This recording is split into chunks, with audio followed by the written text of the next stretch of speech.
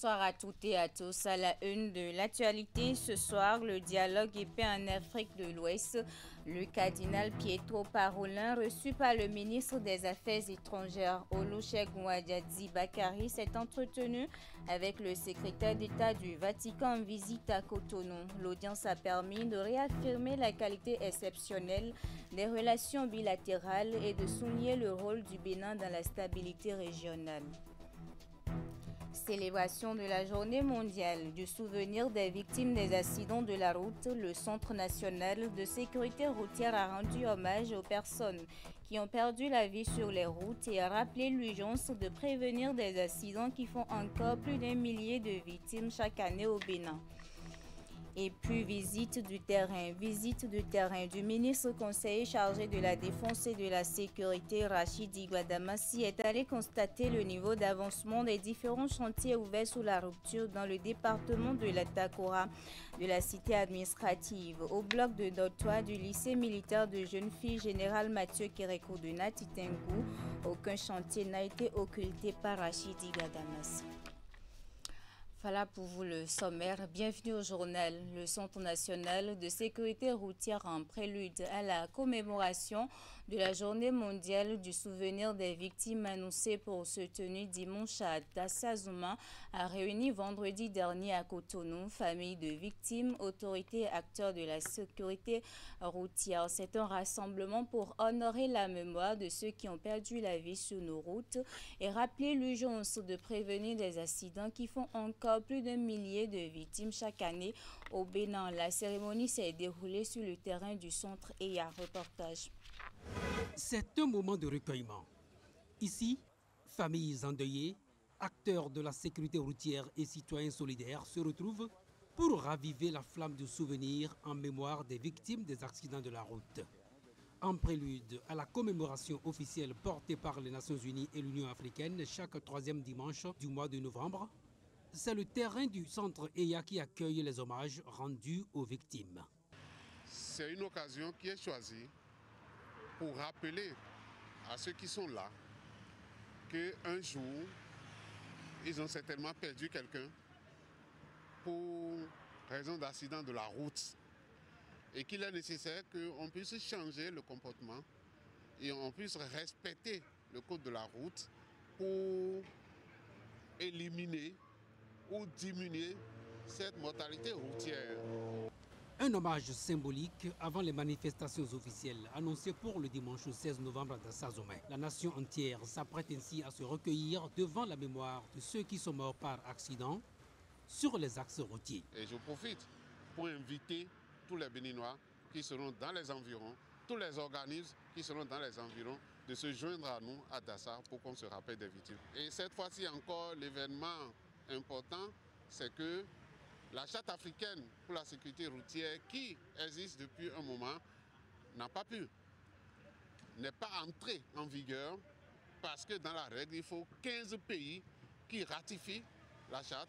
Et la semaine dernière, c'est le Mozambique qui a été le 15e pays à ratifier. Donc nous disposons désormais en Afrique d'une charte pour la sécurité routière. Et donc voilà tout ce qui sera célébré le dimanche. Au-delà du souvenir, ce rendez-vous se veut un signal d'alerte. Un appel pressant à la vigilance alors que les routes béninoises continuent d'ôter la vie à des centaines de personnes chaque année. Une réalité qui rappelle l'urgence d'adopter des comportements responsables sur ces routes. Retour dans cette édition sur la cérémonie du lancement du concours de recrutement de 117 agents contractuels de droit public de l'État au profit du ministère du Travail et de la fonction publique, du ministère des Affaires sociales et de la microfinance et celui en charge de l'enseignement supérieur et de la recherche scientifique. 993 candidats repartis dans 6 centres de composition prennent part à ce concours. Le top des épreuves a été donné par les autorités des 3 départements ministériels au Collège d'enseignement général de Sainte-Rita à Cotonou. Ingrid Der et Jocelyn Barriga. 567 candidats, dont 269 femmes et 7 personnes en situation de handicap, planche ici au siège Saint-Hérita de Cotonou pour le compte du concours de recrutement de 117 agents contractuels de droit public de l'État au profit du ministère du Travail et de la fonction publique, du ministère des Affaires sociales et de la microfinance et celui en charge de l'enseignement supérieur et de la recherche scientifique. Le top de la composition est donné ici par les autorités de ces 3 départements ministériels. Pour ce qui concerne particulièrement le ministère du Travail et de la fonction publique, nous allons recruter des statisticiens, des planificateurs et des informaticiens. C'est le personnel essentiel qui nous manque en ce moment et le chef de l'État a bien voulu accorder le recrutement de ces 3 catégories d'agents. 115 agents, c'est le quota qui revient au ministère des Affaires sociales et de la microfinance à l'issue du recrutement. Il s'agit des assistantes sociales, des infirmiers, des professionnels de la restauration et de l'hôtellerie. Quant au ministère en charge de l'enseignement supérieur et de la recherche scientifique, il va bénéficier de 32 nouvelles recrues. Il faut dire que c'est une avancée très importante, non seulement pour le ministère des Affaires sociales et de la microfinance, mais également pour tout l'ensemble du système de protection sociale dans notre pays. C'est un signal également que le gouvernement du président Talon réaffirme sa volonté à rapprocher les services sociaux de base des citoyens. Cela va rendre notre action sociale plus efficace, plus performante au service du bien-être collectif. Nous remercions le gouvernement déjà et surtout le chef de l'État qui s'est vraiment concentré à tout ce qui est réforme dans notre sous-secteur. Vous savez qu'il y a des réformes sur la qualité de l'enseignement, réformes pour digitaliser un peu nos pratiques. C'est pour cela que nous avons souhaité avoir un peu plus de renforcement dans les catégories des informaticiens, les statisticiens, les planificateurs et également, comme vous le savez, les attachés de services administratifs et financiers. 110 candidats, dont 15 femmes, vont également composer dans l'après-midi de cette même journée dans le cadre de la reprise du concours de recrutement de 172 agents au profit du ministère de l'Économie et des Finances. Profil visé, des ingénieurs statisticiens et ingénieurs des travaux publics, option BTP. Je vous l'annonçais en titre, le ministre conseiller chargé de la Défense et de la Sécurité a effectué au cours de la semaine dernière une descente dans la cité de Nonto. Rachidi Gbadamassi est allé constater le niveau d'avancement des différents chantiers ouverts sous la rupture de la cité administrative au bloc de Dotwa du lycée militaire de jeunes filles Général Mathieu Kérékou de Natitengou en passant par le chantier de construction des blocs de Dotwa devront accueillir les officiers de l'armée de l'air qui interviennent dans l'opération Mirador. Aucun chantier n'a été occulté par le ministre Rachidi Gbadamassi. Alassane Harouna. Première étape de la descente du ministre conseiller chargé de la défense et de la sécurité dans la ville de Natitengou, la préfecture. Le temps des civilités avec l'autorité préfectorale, voici le ministre Rachidi Gbadamassi aux côtés des 36 maires de l'association béninoise des communes frontalières en plein travaux de la 7e session ordinaire de leur fêtière. Chers maires, nous abordons un moment très critique, c'est les élections. C'est le moment pour les divorcés sociaux, pour les hors-la-loi, de sauver de troubles. Et je vous demande à multiplier les messages de la paix. De la préfecture, le ministre conseiller va rallier le chantier de construction des blocs dortoirs au profit des officiers de l'armée de l'air qui interviennent dans le fuseau ouest de l'opération Mirador. Ici, les travaux sont encore à la traîne. Et tel que vous pouvez le constater, les travaux de réalisation de ces blocs dortoirs ont commencé. Nous sommes très certains de ce qu'ils vont se poursuivre et que d'ici quelques temps. Je viens de faire un constat. Je rendrai compte au comité interministériel. Nous avons travaillé aussi avec le ministre de la Défense. Nous allons aviser. Au lycée de jeunes filles, Général Mathieu Kérékou de Natitengou, 2 immeubles fraîchement sortis de terre devront servir de dortoir aux apprenants, force l'admiration du ministre conseiller.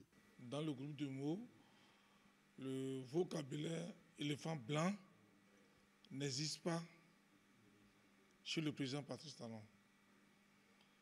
Et vous constatez avec nous que depuis 1960, qu'on n'a plus jamais investi dans ce domaine. la construction des dortoirs.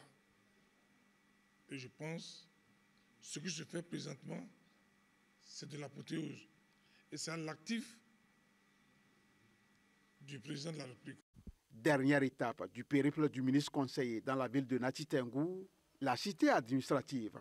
Un chantier visiblement à haute intensité de main-d'œuvre et dont le taux d'exécution n'est pas satisfaisant. J'ai visité Dassa, qui est déjà à 100%. C'est de l'apothéose. J'ai visité Kandi. J'espère que Nati Tengou est en retard pour être plus beau. J'ai écouté les raisons, mais vous êtes là pour la solution. Très hostile aux éléphants blancs, conformément à la vision du chef de l'État, le ministre conseiller Rachidi Gbadamassi promet de revenir sur ce chantier dans les tout prochains jours pour constater à nouveau le niveau d'avancement des travaux avant le délai du mois de mars 2026. De son côté, le ministre conseiller Espedi Ouessou poursuit sa tournée dans les établissements d'enseignement technique. Le mardi dernier, il était au collège catholique Père Opierre à Cotonou. Le but est d'apprécier les dispositifs de formation et encourager les apprenants. Teddy Goudalo et Simon Rolon. Au collège catholique Père Opierre de Cotonou, le ministre conseiller Espedi Ouessou est accueilli avec enthousiasme par les élèves et membres de l'administration. Une étape particulière dans sa tournée, puisque cet établissement se distingue par une double vocation, l'enseignement général et l'enseignement technique, offrant ainsi une formation complète et diversifiée aux apprenants. À cette rentrée 2025-2026, nous avons accueilli 966 apprenants, dont 451 filles et 515 garçons. En série scientifique, nous avons au total 251 élèves, 101 filles et 150 garçons. Grâce au dévouement de nos enseignants, à la rigueur de notre administration et au soutien constant de nos parents, nous apprenons chaque jour à viser l'excellence et à cultiver les valeurs du travail, de la discipline et du service. Les échanges avec les responsables ont permis de mettre en lumière les efforts consentis ces dernières années pour renforcer la filière technique en cohérence avec les ambitions du gouvernement pour l'EFTP. Depuis 1948, le collège Père Opierre assure l'excellence dans l'enseignement en général et dans la formation des cadres en particulier. Leur façon de travailler s'inscrit entièrement dans ce que le chef de l'État voudrait pour l'ensemble de nos structures de formation. Ce qu'on a appelé l'étape d'Opierre est une étape obligatoire dans l'agenda de M. le ministre conseiller, ce que nous lui reconnaissons. Les résultats sont excellents ici. Je crois qu'il y a eu un taux de réussite au bac de plus de 97%. Au-delà des constats, Espedi Ouessou a tenu à échanger directement avec les apprenants. Conseils, orientation et encouragement ont rythmé ces moments d'écoute au cours desquels il a rappelé l'importance de la discipline, du travail, de la maîtrise des compétences techniques dans la construction d'une carrière.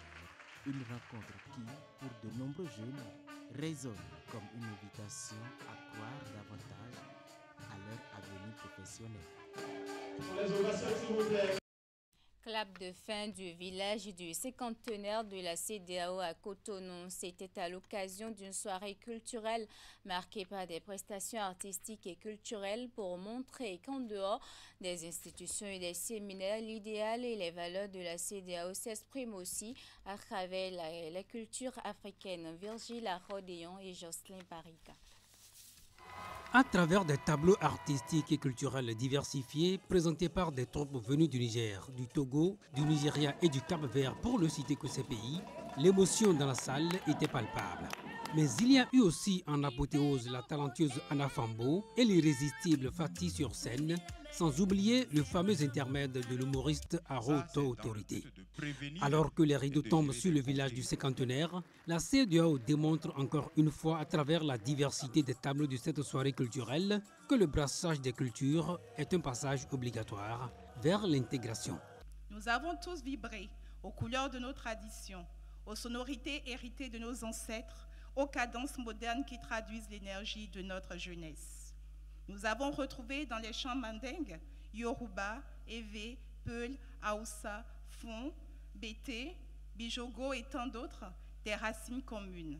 Nous avons écouté dans chacune de ces voix l'écho de nos histoires entremêlées, la mémoire de nos royaumes, de nos peuples, de nos résistances et de nos espérances.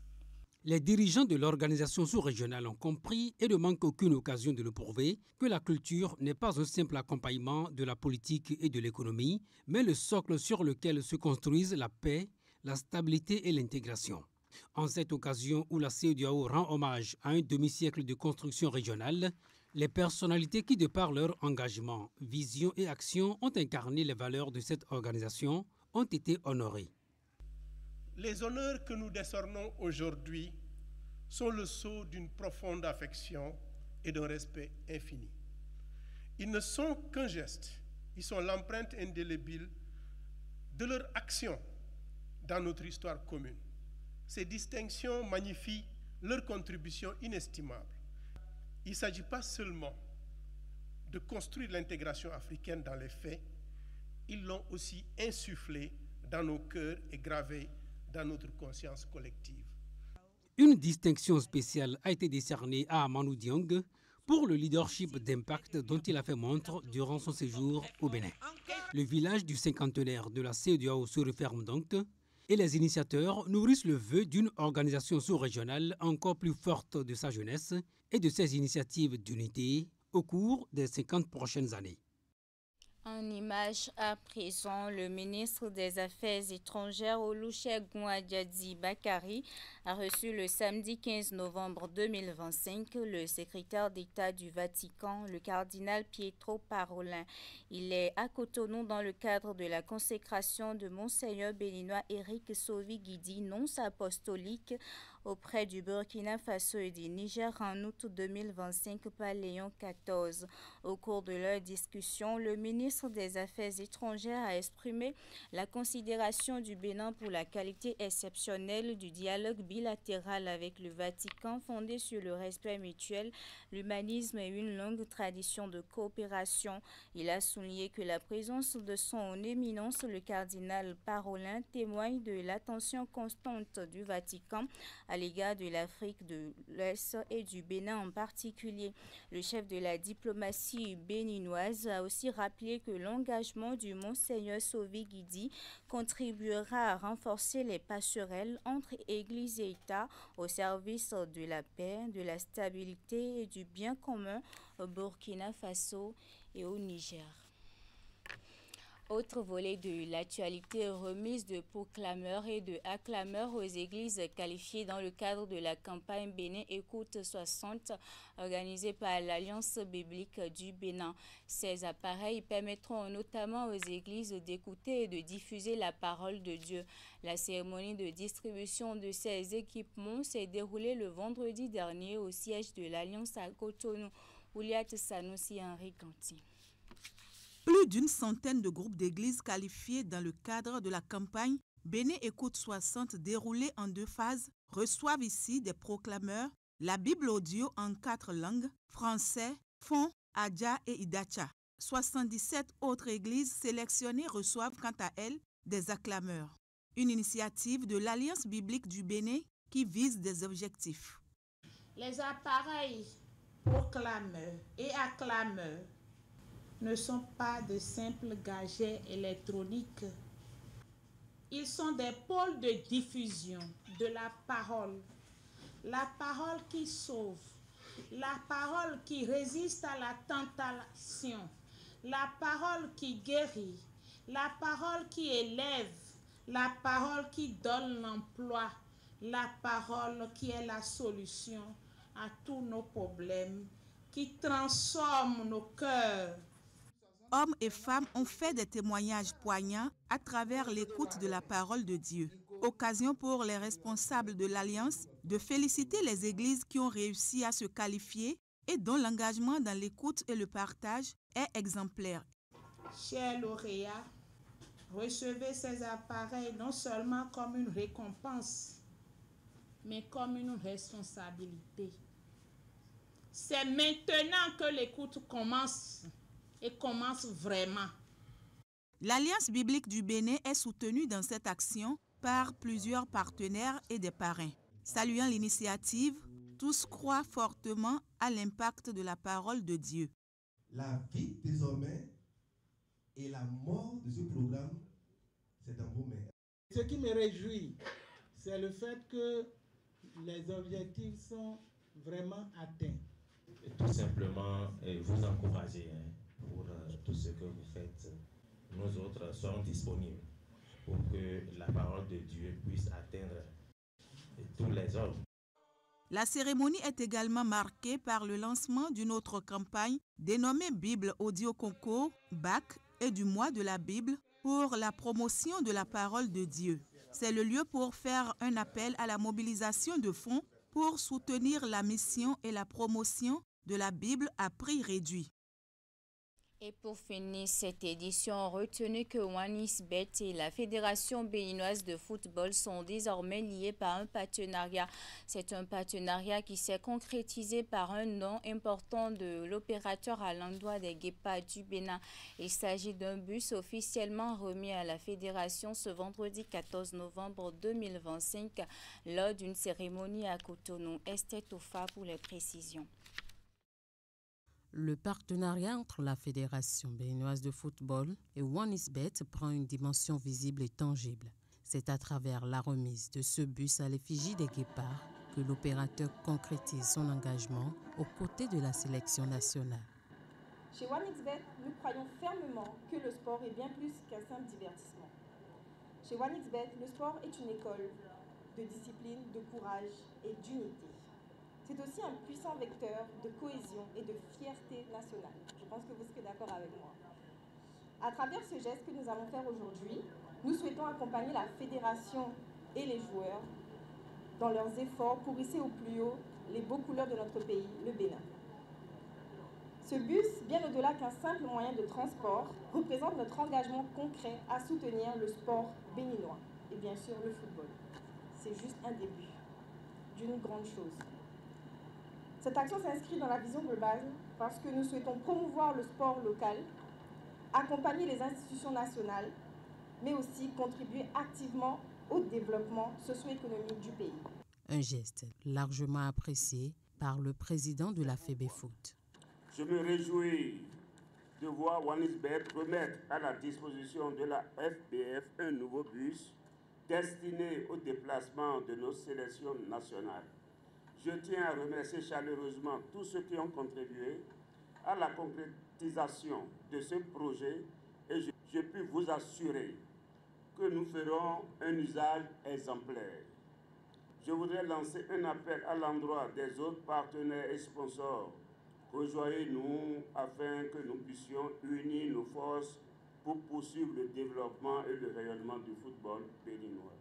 La cérémonie a pris fin par une visite du matériel roulant et une coupure de gâteau pour marquer le début d'un fructueux partenariat.